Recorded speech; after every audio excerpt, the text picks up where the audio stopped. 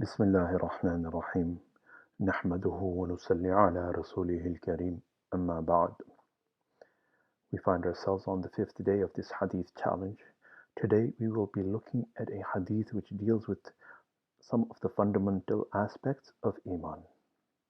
Rasulullah sallallahu alayhi wasallam has said, الحياء شعبة من الإيمان.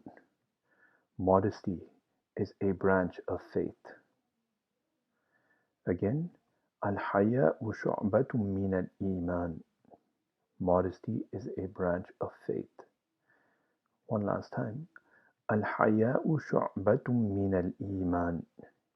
Modesty is a branch of faith. Narrated by Bukhari and Muslim.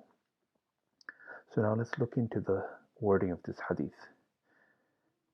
Al-Haya, literally, Al-Haya, which we have translated as modesty.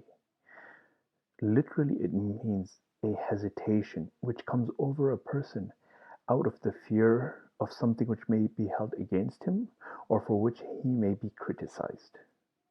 So any type of hesitation which comes over a person out of any fear, which may something that may be held against him or for which he may be criticized, this is, literally speaking, haya.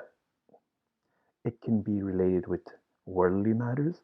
It can be related with religious matters. So this is literally what it means. Now, when we talk about haya in the technical sense, then we are referring to a trait which incites a person to avoid certain detestable actions or words, and which prevents a person from falling short in giving every possessor of a right his due. So this is the technical meaning of it. That sometimes in deen, it means that a person, he should feel shy of not giving someone his due even. One thing is to do bad to someone. One thing is that, this is his due, I should give it to him. So haya will prevent a person from not giving the due to whoever, whatever his right is. And haya is generally translated either as modesty, as we have used in our translation. It can also be translated as bashfulness or as shyness. It gives you an idea of the sense of the word. We gave you the more complete definition of the word in the previous slides.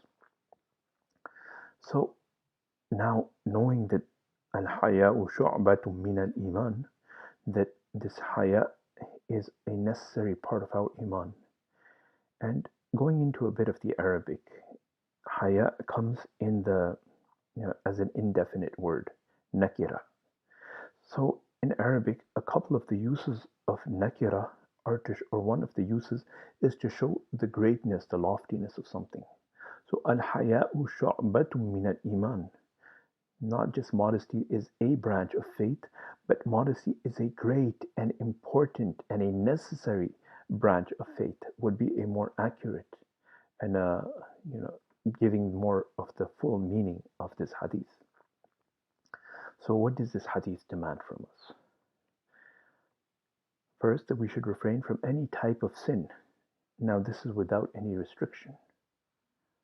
Any type of sin, we should be refraining from it. Not just, what we think we can refrain from, but we should make a solid effort to refrain from any type of sin without any restriction. Look, refraining from sins is one of the most important obligations of our iman, of our faith. When we are told, we are commanded to do certain things, the obligations in Islam are few. We have to do 5 times prayer a day. A person who feels to show gratitude to Allah, his creator, will not find 5 times prayer very difficult. Now, a person who wants to do optional prayers, he does 10, he does more. He can do as much as he is capable of doing and which he is capable of sustaining. A person wants to read a certain amount of Quran every day. He wants to fast a certain amount every year. These 30 days or 29 days of Ramadan are obligatory. Now, over and above that, a person could fast the 3 white days, the 14th, 13th, 14th, and 15th of the lunar month, and so on. So, in terms of optional good deeds a person can do, it's what you are able to do. When it comes to sins, then there is no restriction of what you are able to do. We have just been told to stay away from them. May Allah help us. May Allah give us strength. Allah knows that we are weak, and we are all trying our best to avoid these sins. May Allah give us the strength in this blessed month of Ramadan.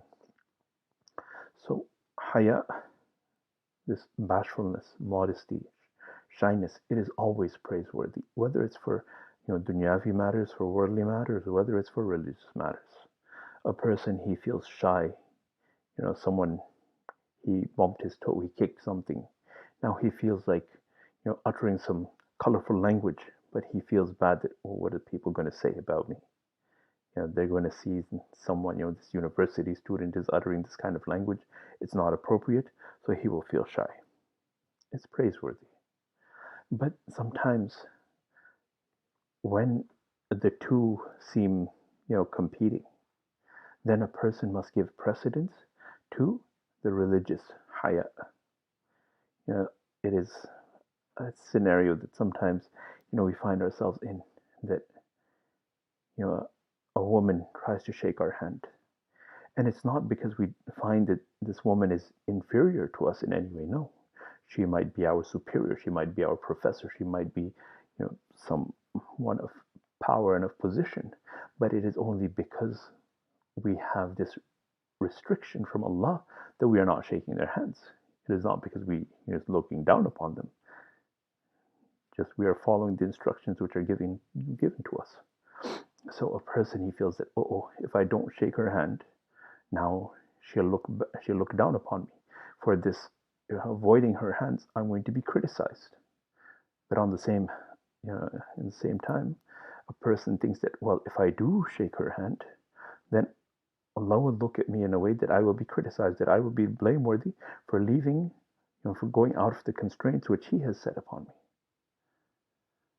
So now, these are two competing haya which we are faced with. And, we don't mean to offend anyone, but this is our principles. This is the laws which our religion dictates upon us and which we have, chosen to follow. Being Muslims, we have taken these laws upon ourselves that we will live our life within the constraints of these laws. So now we give precedence to the haya of deen. That we say, look, Allah will not be happy with me if I do this. So we excuse ourselves. We say, well, now, with coronavirus, it's not an issue. We don't need to shake anybody's hands. Now it's looked down upon shaking anybody's hands. But, I meant in usual times. May Allah give us the strength to leave those deeds which are displeasing to Him. May Allah give us this haya into our lives, the true haya as Allah demands. May Allah give us the strength to live our lives as Muslims and in a manner with which He is pleased. Subhanallah wa bihamdihi, subhanakallahumma wa bihamdik, nashhadu an la ilaha illa anta nastaghfiruka wa natubu ilayk. Subhana rabbika rabbil izzati amma yasifun wa salamun ala al-mursalin walhamdulillahi rabbil alamin.